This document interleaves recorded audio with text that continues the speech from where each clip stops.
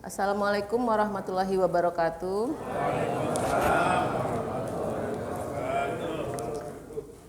Alhamdulillahirrahmanirrahim. Segala puji kita panjatkan kehadiran Allah Subhanahu wa Ta'ala, karena berkat rahmatnya lah kita bisa berkumpul di pagi yang cerah ini. Kemudian salawat dan salam kita panjatkan ke junjungan kita Nabi besar Muhammad Sallallahu Alaihi Wasallam. Pertama-tama saya ucapkan terima kasih kepada Pak Haji Mahfud beserta jajaran di Masjid Al-Hidayah ini.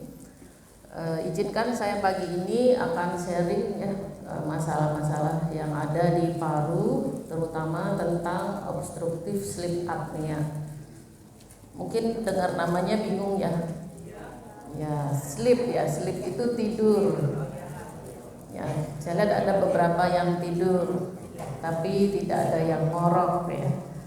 Karena yang kita bahas pagi ini adalah tentang tidur yang ngorok.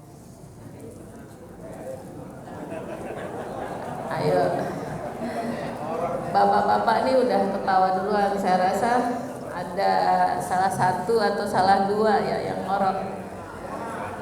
Kalau nggak ngaku kita tanya ibunya. Benar nggak Bu, bapaknya ngorok nggak? Iya. Karena ngorok itu bisa aja yang ngorok denial ya, nggak ngaku. Nggak ngorok.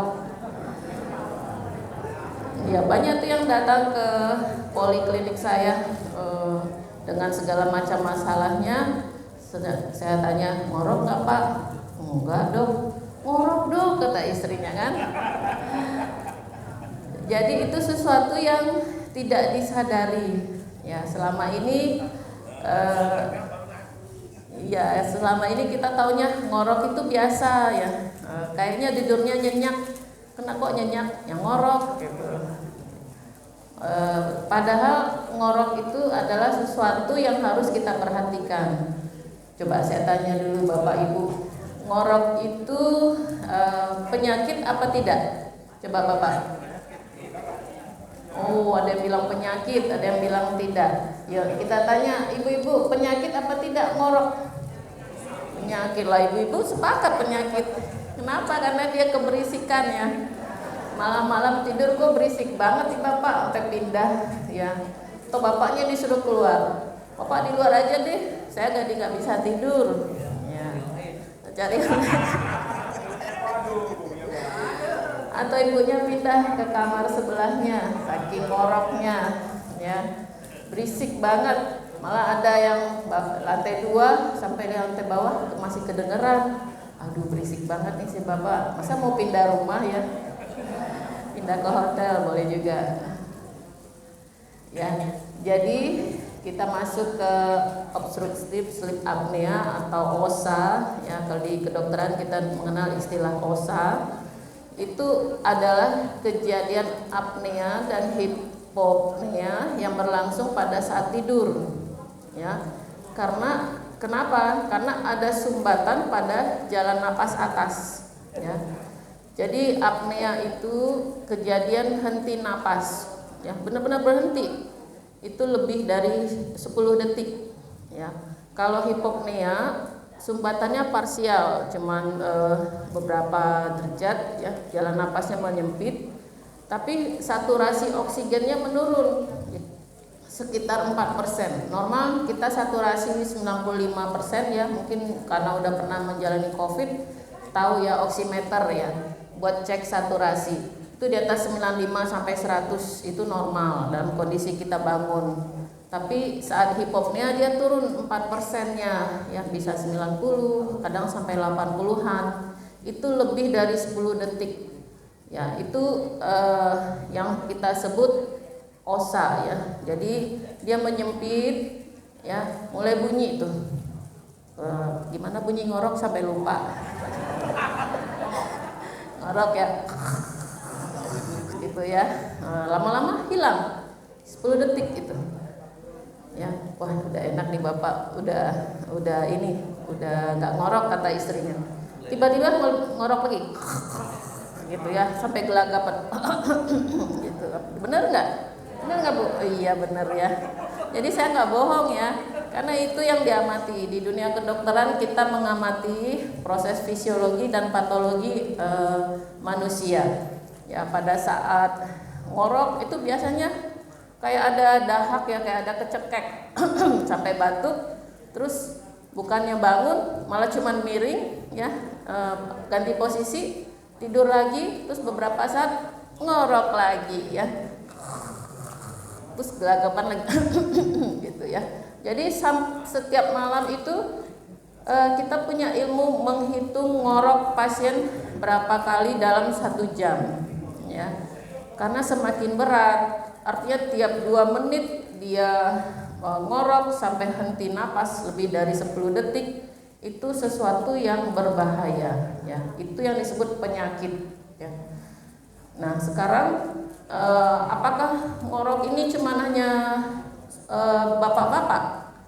Enggak, oh ibu juga, kata bapaknya ibu juga ngorok ya. Yang tua ngorok enggak? Ngorok. Yang muda ngorok juga. Yang remaja ada juga yang ngorok. Yang bayi, cucu-cucunya ada yang ngorok ya. Jadi ngorok itu ada di semua umur. Dan itu apalagi cucu-cucu ngorok itu suka bilang lucu cucunya ngorok, padahal itu penyakit ya. Itu yang harus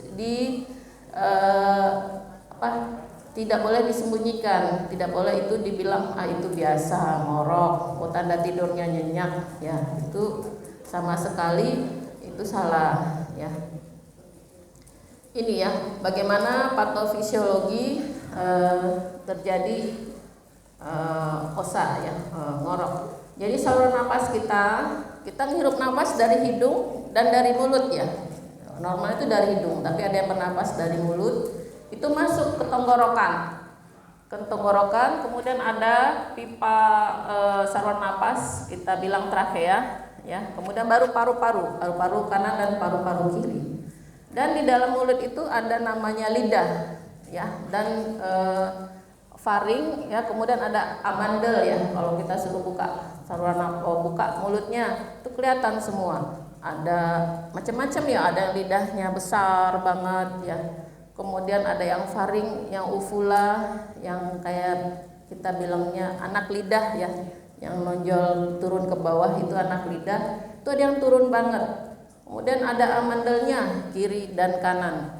Itu ada yang menonjol ya, meradang. Ya, itu mempersempit saluran napas atas. Itu yang kita bilang anatominya.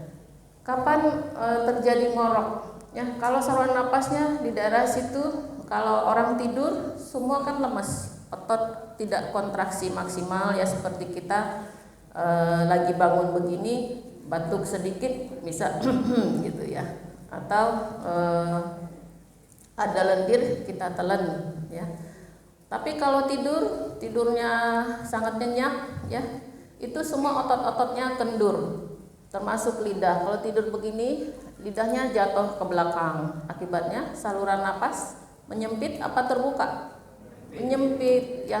Apalagi dengan ada gangguan amandel itu tambah sempit. Apalagi model anatominya anak lidahnya turun. Wah, gimana bayangkan tuh sempit banget.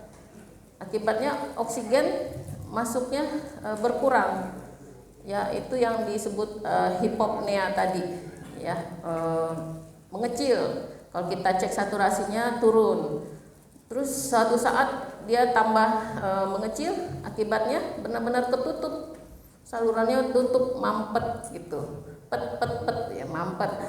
Itu kira-kira lebih dari 10 detik. Kalau terus-terusan nggak bangun, nggak kebuka gimana? Bablas, meninggal ya. Jadi banyak orang yang meninggal saat tidur. Ada nggak? Tidur meninggal ya. Salah satunya kemungkinan karena osa yang berat. Tapi kita nggak, anatomi kita alhamdulillah diciptakan Allah itu sempurna ya. Saat kita sudah oksigen sudah menurun, itu reseptor di otak akan suruh anggota badannya bereaksi, artinya disuruh bangun ya. karena nggak mau oksigen tuh, nggak mau lebih dari 10 detik kekurangan oksigen otak itu. Dia harus menerima oksigen terus menerus ya. Akhirnya kita disuruh bangun, makanya si ibu dengar bapaknya, oh udah bangun lagi gitu kan, tadinya diem 10 detik bangun lagi, ngorok lagi ya. Itu siklus yang berulang-ulang terjadi sepanjang kita tidur ya. Tapi kalau tidak ngorok ya aman aja, nggak terdengar suara, nggak ada periode apnea ya. Jadi otaknya selalu menerima oksigen sepanjang dia tidur. Tapi kalau terjadi apnea seperti itu ya, 10 detik setiap 2 menit oksigennya berkurang, setiap 2 menit oksigennya berkurang ya. Itu lama-lama banyak penyakit-penyakit yang bisa ditimbulkan akibat ngorok. Banyak kejadian stroke, banyak kejadian serangan jantung ya, tambah gemuk ya, malah tidur terus, ngantuk kan, siang-siang kan ngantuk, malam nggak tidur, terus pagi-pagi nyetir kok masih ngantuk, mau sekolah mau kerja masih ngantuk, lagi nyetir tertidur ya, microsleep ya. Kita pernah dengar tabrakan karena melayang waktu di tol misalnya, tiba-tiba melayang aja, itu namanya microsleep, tertidur saat menyetir ya, atau tertidur saat nih, mungkin yang dengar kajian pagi ini tiba-tiba ada yang ya, melayang ya, itu namanya microsleep karena sangat mengantuk. Tapi Osa ini kejadian sangat mengantuknya setiap hari, karena setiap malam dia tidurnya terganggu, kepalanya kekurangan oksigen dalam jangka waktu lama ya, berulang-ulang setiap malam ya. Itu yang harus kita waspadai ya. Ini ya gejala malam, mendengkur ya, jelas saya tanya, Pak, Bapak ngorok apa enggak, mendengkur apa enggak, bahasa lainnya apa ya Pak, mendengkur, ngorok apa? Pokoknya di setiap daerah itu ada istilah mendengkur ya, nama lainnya. Kemudian ada yang ngaku, iya dok saya ngorok. Kemudian ada yang nggak ngaku, tapi istrinya bilang ngorok dok, atau suami bilang ngorok, berarti apneanya disaksikan, bener dok dia ngorok gitu. Kemudian ada gasping atau sensasi tersedak ya. Jadi saat dia mulai ngorok, kemudian henti napas, kemudian gelagapan gitu ya, kayak kekurangan oksigen, kemudian tersedak sampai batuk-batuk kecil. Ada yang terbangun ya, ada yang nggak terbangun. Terbangun itu artinya dia pindah posisi. Terbangun tidak mesti cari toilet, ke kamar mandi, ambil minum. Ada juga sih yang ambil minum. Yang nggak enaknya nggak terbangun-bangun ini ya, berarti sudah almarhum ya. Terus tidur tidak nyenyak ya, nggak nyenyak, mau mimpi ya kebangun ya, mimpi kebangun. Jadi mimpinya nggak dalam ya, tidurnya nggak dalam ya. Itu gejala yang harus diwaspadai.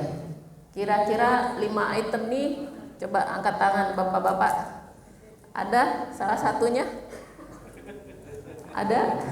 Oh nggak ngaku. Ibu-ibu ada nggak yang mendengkur atau ada? Ibu-ibunya jujur nih. Capek. Kemudian siangnya ya, mungkin malam karena tidur nggak ngerti ya. Tapi kalau siang bangun pagi nggak seger. Kalau di sini alhamdulillah seger semua ya. Subuh-subuh udah ke masjid, berarti alhamdulillah jemaah Masjid Al-Hidayah seger. Amin. Amin. Kemudian pagi-pagi udah sakit kepala, nyari kopi ngilangin sakit kepala. Ada nggak? Ada. Sakit kepala kayaknya nggak fresh, harus cari kopi. Kemudian tenggorokannya sakit ya, karena dia tidurnya mangap ya, tersedak tiap sebentar, tenggorokannya kering ya. Jadi itu gejala siangnya. Ini bisa kita tanya ya, Kemudian lelah dan lesu, kayaknya mau ke masjid ada kajian, males lagi lemes katanya gitu. Tiap minggu diajak Pak Haji ya, lemes terus. Sabtu lemes, Minggu lemes, Senin sampai Jumat juga lemes. Bisa gara-gara tidur ngorok. Kemudian kantuk berlebihan. Coba ya di sini kayaknya nggak ada yang tidur, ya segar semua ya. Jadi nonton dengar pengajian Ustadz ngantuk banget ya sampai ketiduran. Nyender, yang nyender biasanya ngantuk tuh. Oh enggak sih. Yang nyender melek semua, bangun ya Bu ya. Ya, coba nanti gejala klinis ini ibu sama bapak bisa jadi dokter loh di rumah dengan melihat gejala klinis ini. Mungkin mantunya, anaknya, cucunya kalau lihat seperti ini ya, apalagi kalau di tol melayang ya, bawa mobil ngantuk, microslip ya. Makanya pernah penelitian di Rumah Sakit Persahabatan dilakukan pada driver taksi Bluebird ya, ternyata kejadian OSA-nya tinggi sekali ya. Jadi kemungkinan kelelahan, kegemukan ya, penyebabnya banyak ya dari tinjauan tersebut. Kekenyangan juga. Ya. Jadi klasifikasinya OSA ini ada yang normal ya. Jadi dia tetap ada kejadian ngorok tapi kurang dari 5 kali dalam 1 jam. Itu masih kita sebut normal. Ada yang ringan, ada yang sedang, ada yang berat. Yang berat itu sampai angkanya 30 ya. Jadi setiap 2 menit ya, kita ngitungnya 1 jam.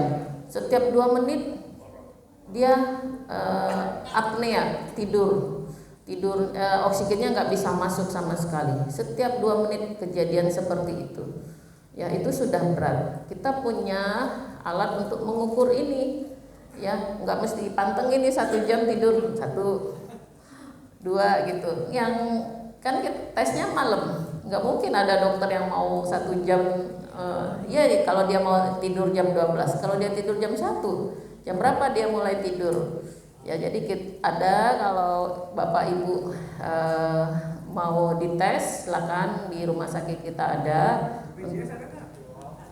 BPJS harusnya ada, saya tahu saya di Persahabatan Pak, di Siloam belum.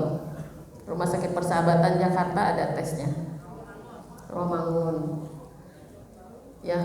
Jadi dengan gejala seperti tadi, gejala malam, gejala siang ya, Bapak Ibu bisa jadi dokter sendiri, untuk diri sendiri, untuk istri, untuk anak di rumah ya. Kalau memang ada hal-hal seperti tadi ya, lakukan sleep test ya, sleep test namanya PSG ya.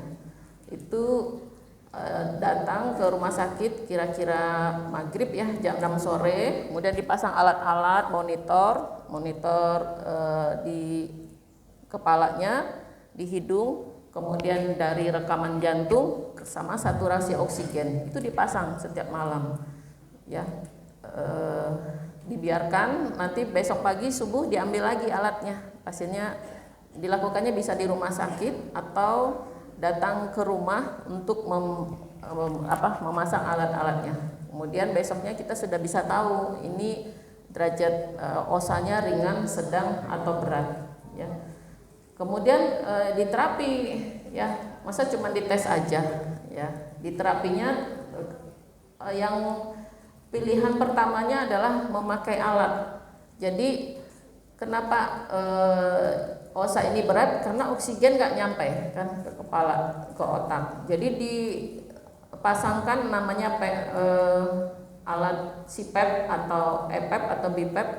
Jadi setiap malam seperti memakai masker oksigen ya, tapi tanpa oksigen. Jadi nggak perlu beli oksigen tambahan. Jadi udara di ruangan ini dihembuskan ke saluran napas. Jadi otak tidak pernah kekurangan oksigen. Jadi metabolismenya lebih bagus ya, tidak ada lagi gejala siang, tidak ada lagi gejala ngorok ya. Dari beberapa pasien itu dari 30 tadi indeksnya bisa sampai normal ya dengan memakai alat. Nanti dipantau lagi sama sebulan memakai alat, kita lihat adakah perbaikan atau tidak untuk osanya.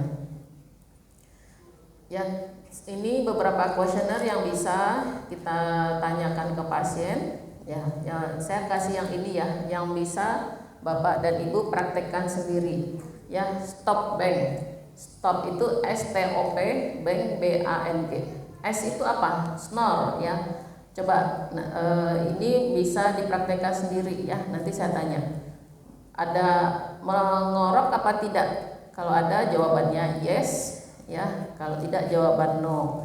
Nanti poinnya ini kan stop ini 4 ya. Bank ini 4. Jadi kalau yes semuanya angkanya berapa? 8 ya. Jadi kalau angkanya 5 sampai 8 berarti high risk ya. Kemudian angkanya 3 sampai 4 intermediate, kalau angkanya 0 sampai 2 low. Ayo coba hitung, ada yang S enggak snore? Ya, hitung ya. Ya, kemudian T itu tired ya.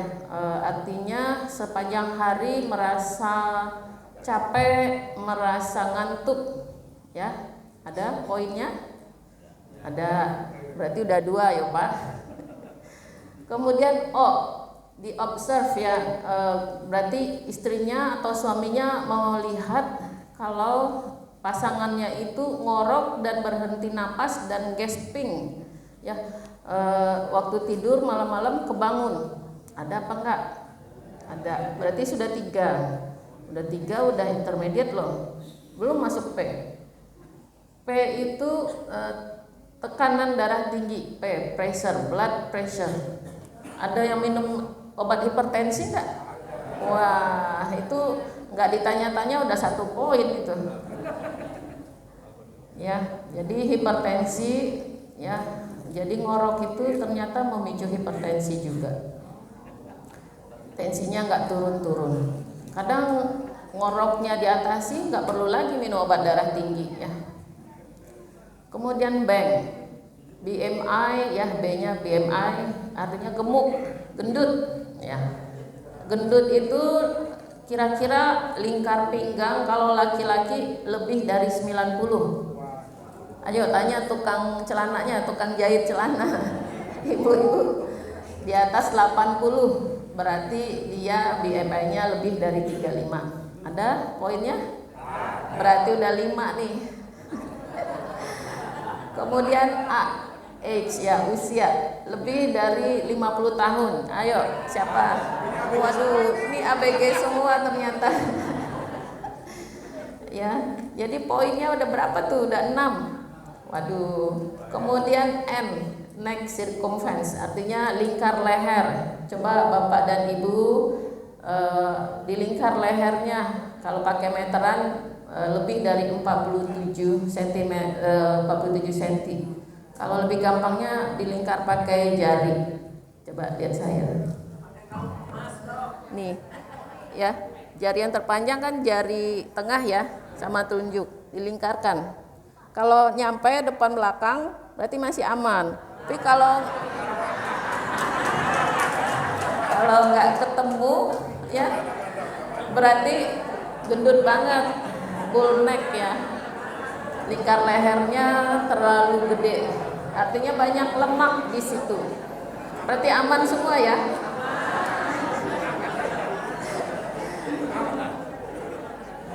Ayo dilingkar, aman ya Pak? Aman.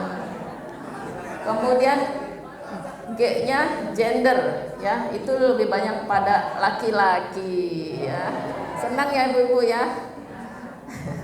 Jadi kalau laki-laki kemudian lingkar lehernya besar, umurnya lebih dari 50, gemuk ya, minum obat darah tinggi atau tanpa minum obat darah tinggi, tensinya tinggi, kemudian gasping, capek waktu siang, kemudian mendengkur, berarti dengan angka stop banknya 8, 5 sampai 8, maka untuk screening osanya udah positif nih, tinggal kita lakukan tes sleep test di rumah sakit atau didatangkan ke rumah untuk menilai derajatnya ringan, sedang atau berat. Ya, Siloam kemungkinan sekitar kalau yang bawa pulang sekitar 3 jutaan. Tapi kalau nginep tidur di rumah sakit didampingin suster-suster itu sekitar 10 sampai 12 juta.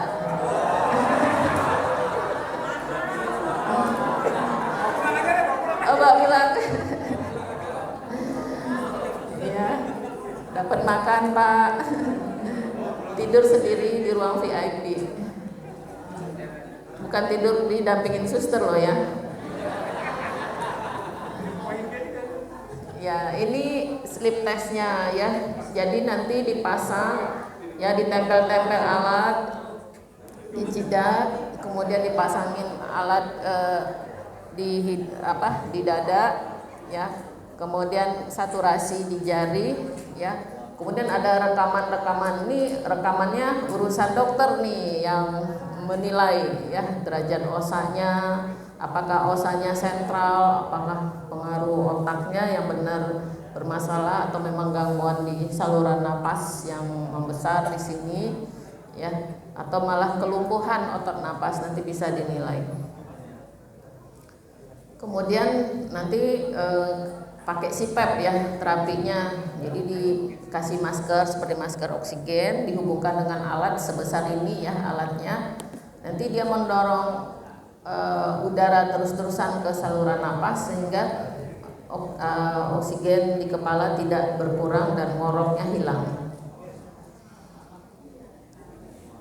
ya. Jadi yang bisa dimodifikasi ya berat badan ya, kalau yang obesitas ya harus diturunkan ya dengan pola makan, aktivitas fisiknya harus optimal ya, pagi-pagi harus jalan dulu ya atau olahraga ya sekitar setengah jam sampai 1 jam setiap hari. Jangan jalan-jalan di mall aja ya Bu, beda jalan-jalan di mall. Katanya Ibu nyapu kan udah olahraga dong, aktivitas fisik. Ya beda ya. Ibu-ibu itu ya Pak, bapak-bapak enggak pasti olahraga. Kemudian rokok, kalau ada yang merokok ya, nge-vape, ngerokok itu harus di stop ya, karena faktor resikonya bisa terjadi OSA tinggi pada orang-orang dengan imbas merokok dan alkohol ya. Jadi jangan dibayangkan rokok ini artinya yang merokok ya, merokok itu artinya dia perokok aktif, dia sendiri menghirup asap yang dibakar dari sebatang rokok atau vape, itu kan dia bakar sendiri. Tapi ingat, ada namanya rokok pasif, dia bakar, dia hembuskan, orang yang ada di sekitar dia itu pasif ya, istrinya, anaknya, cucunya, orang satu kantor ya, orang satu mobil ya. Kalau sopir-sopir ngerokok ya, itu imbas asap rokoknya ke penumpang ya. Kemudian ada namanya third hand smoker, jadi udah nggak merokok nih, udah merokok di luar. Saya kan merokok di luar Dok, katanya kan, di dalam nggak pernah ngerokok. Tapi ingat, baju itu ada jelaga asap rokok, kopiah ya, kemudian itu habis ngerokok gendong cucu, gendong anak. Itu anak dan cucu yang masih bayi itu sudah menghirup asap rokok pasif ya, walaupun nggak ada asapnya ya. Jadi di baju, di kopiah, kemudian kalau dia ngerokok di mobil, itu dashboard mobilnya, kursi-kursi ya, itu sudah ada jelaga asap rokoknya. Jadi beda nggak masuk mobil yang orang perokok sama enggak? Beda baunya ya. Jadi itu bahan kimianya yang dihirup itu sudah membuat orang yang masuk ke dalam mobil itu menjadi perokok pasif ya. Jadi bahayanya asap rokok ya, jadi jejaknya nggak bisa dihapus ya. Itu pasti tercium ya, dan bukan hanya tercium, bahaya buat paru-paru. Ya, ini bisa kita lihat dampak buruk asap rokok ya, baik perokok aktif maupun pasif ya. Karena dalam satu batang asap rokok itu mengandung 4.000 jenis bahan kimia yang berbahaya ya. Dan 250-nya adalah bahan kimia yang beracun ya. Tapi enak ya.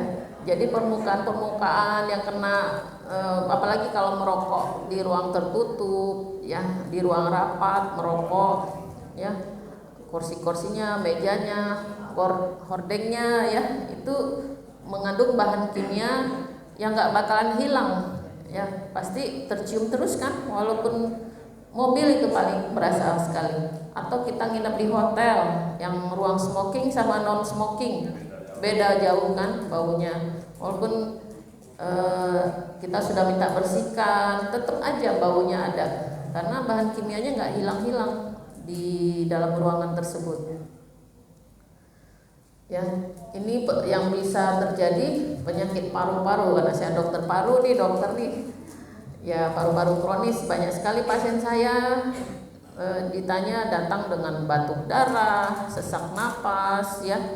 Kita banyak temukan namanya PPOK, artinya penyakit paru obstruksi kronik ya. Terlihat sekali kalau jalan udah nggak bisa cepet-cepet lagi ya, udah jalannya pelan,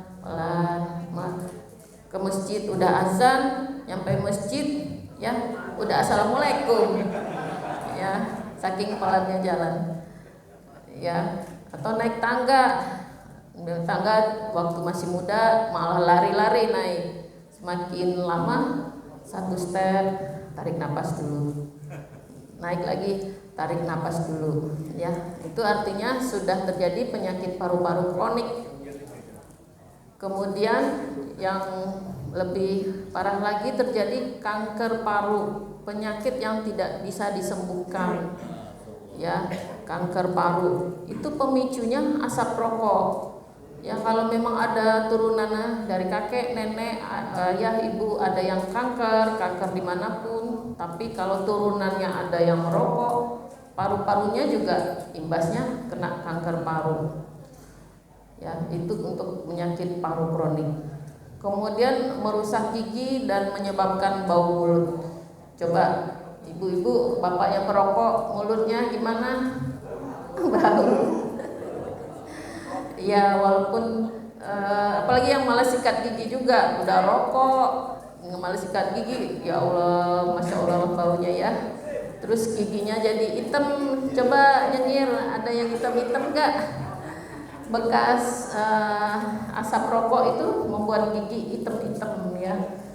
Nanti yang hitam-hitam silakan ketemu dokter gigi, minta dibersihkan ya.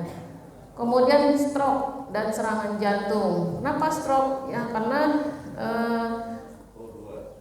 ya kurang oksigen, ngorok terus ya, saluran pembuluh darahnya luka ya, inflamasi luka, akibatnya tersumbat ya, bisa tersumbatnya di pembuluh darah kepala, stroke, tersumbatnya di pembuluh darah jantung, serangan jantung, tersumbatnya di pembuluh darah di ginjal ya, terjadi apa? Gagal ginjal dan cuci darah ya. Itu bahayanya.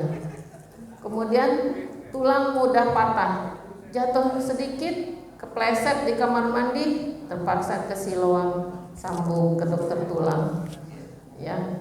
Kepleset sedikit, tangan patah ya, jadi digampang patah tulang. Kemudian katarak, siapa yang sudah operasi katarak di sini? Oh ya, mungkin Bu ada yang merokok di sekitarnya. Di selain faktor umur ya, dengan imbas asap rokok pasif maupun aktif, matanya jadi rabun ya. Ternyata lensa matanya udah keruh dan harus diganti, dioperasi. kemudian kanker leher rahim dan keguguran pada wanita. Banyak nih yang datang ke dokter kandungan, kok nggak hamil-hamil istri saya, katanya kan. Ternyata setelah ditanya-tanya suaminya perokok berat atau si pasien sendiri perokok berat, ya. Jadi banyak sekali akibat karena merokok. Kemudian rambut rontok, ya, tiap pagi tuh dibantal atau tiap nyisir ada aja yang ketarik, ya. Jadi rambut pun tidak bagus, ya. Banyak kasus kanker. Kemudian bayi-bayi yang lahir misalnya dengan cacat, ya, ternyata ibunya merokok, bapaknya merokok, ya. Jadi bayi-bayi lahir cacat, coba jangan lupa ditanyakan riwayat keluarga, siapa yang merokok di rumah. Mungkin omnya apa tantenya, ya, atau malah kakeknya, ya. Kemudian membentuk zat pemicu kanker, karena saking 4.000 zat-zat kimia, ya, pasti adalah salah satu yang pemicu kanker. Dan juga anak-anak, ya, banyak anak-anak yang kesehatannya sebentar ke dokter anak pilek batuk, ya. Ternyata bapaknya di kantongnya rokok, ya. Dan dokter anak, pilek batuk terus nih anak saya, kita lihat, ya, tengok bentar, rokok bapaknya di kantongnya. Atau vape, kalau sekarang kan nge-vape tuh gaya banget kan, tapi ternyata membuat mengancam kesehatan anak. Ini vape, ya. Tahu ya vape, ya, rokok elektrik yang kalau setiap ngebul itu kayak cerobong asap, ya. Rokok aja rusaknya parunya sedemikian, apalagi vape, ya. Itu menimbulkan efek yang sangat berbahaya, ya. Dia juga ada perasa pemanis, ya.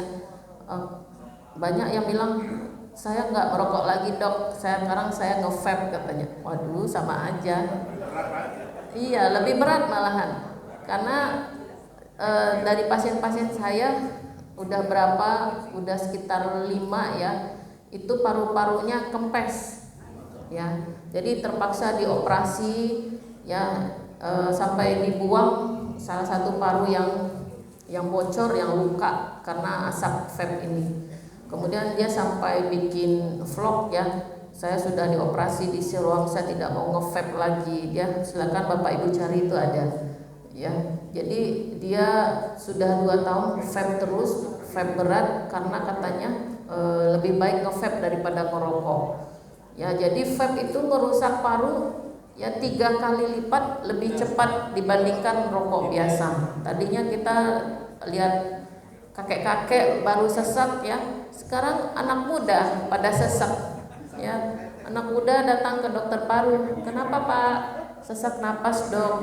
Kalau dulu kan kakek-kakek, kenapa kek sesak napas? Ya biasa kakek. Ya anak muda, ya, umur 20, ya, umur 20, umur 30 itu datang dengan keluhan sesak napas. Ketika kita tanya, ternyata dia sudah nge-vape dalam jangka waktu setahun 2 tahun belakangan, ya. Jadi itu bahaya rokok elektrik atau vape, ya. Kemudian untuk ibu-ibu hamil, ya, merokoknya tuh bahaya buat janin. Banyak, ya, yang udah 3 bulan keguguran, ya, 8 bulan tahu-tahu bayinya meninggal dalam perut, ya.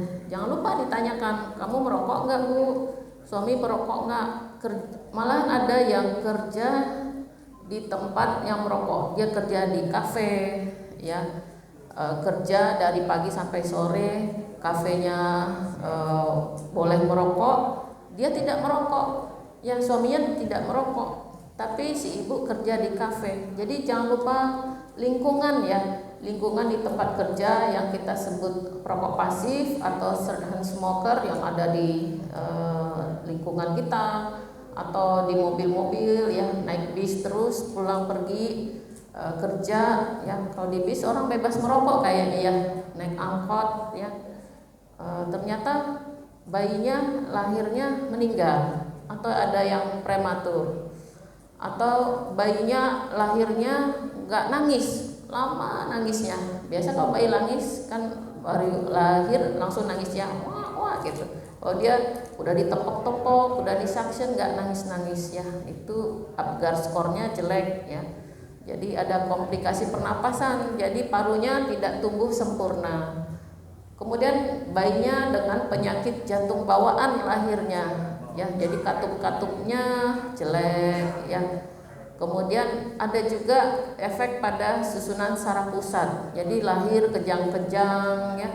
Kemudian berat lahirnya harusnya 3,2, lahir cuma 1,7 ya.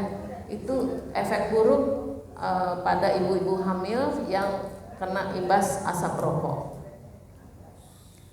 Kemudian yang di dekat anak ya, bisa anaknya kena pneumonia, bronkitis, kematian mendadak ya, masalah pernapasan dan pertumbuhan paru-paru, dan infeksi telinga. Jangan lupa telinganya kok berair terus, ternyata karena efek asap rokok. Nah ini nih yang ditunggu, tips berhenti merokok ya. Ada yang merokok enggak? Ada. Ibu-ibu, bapak ada yang merokok atau suami ada yang merokok? Di rumah ada yang merokok? Ya, ini tipsnya ya. Ya kita masukkan di sini start ya, START, set ya. Tetapkan tanggal mulai berhenti merokok. Misalnya nih saya berhenti merokok saat cucu lahir. Ya, jadi benar-benar nih ada tanggal yang dituju, atau saat ulang tahun saya berhenti merokok ya, atau ini mau Agustus, 17 Agustus saya merdeka dari asap rokok. Nah, harus ada tanggalnya ya. Jadi set, tetapkan tanggal mulai berhenti. Kemudian tell ya, beritahu keluarganya, lingkungannya, aku tanggal 17 udah nggak merokok loh.